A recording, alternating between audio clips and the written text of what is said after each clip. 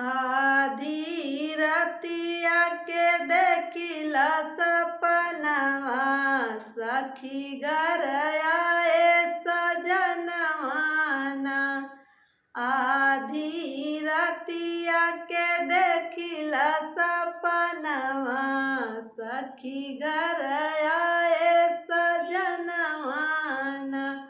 सखी घर आए सजनवाना। डोलिया कहार लेके आवे मोर ससुरु, पीछावा से सोर हो बजनवाना। डोलिया कहार लेके आवे मोर ससुरु, पीछावा से सोर हो बजनवाना। आधी रतिया के देखिला सपनवा, सखी घर आए सजनवाना। सखी घर आए सजनवाना।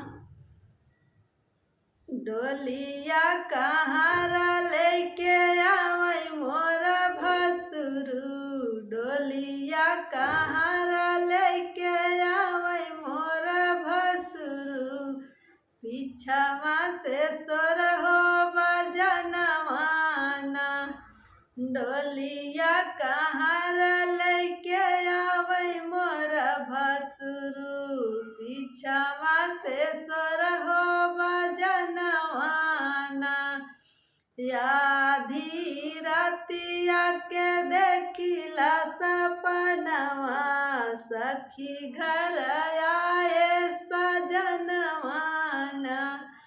आधी रतिया के देखिला सपनवा, सखी घर आए सजनवाना।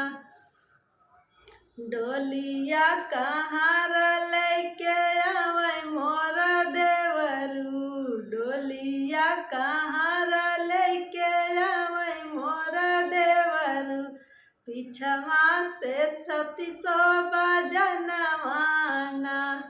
डोलिया कहार लेके आवे मोर देवरू, पीछवा से सोर हो बजनवाना।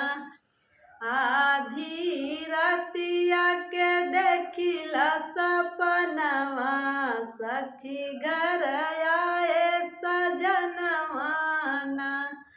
आधी रतिया के देखिला सपनवा, सखी घर आए सजनवाना।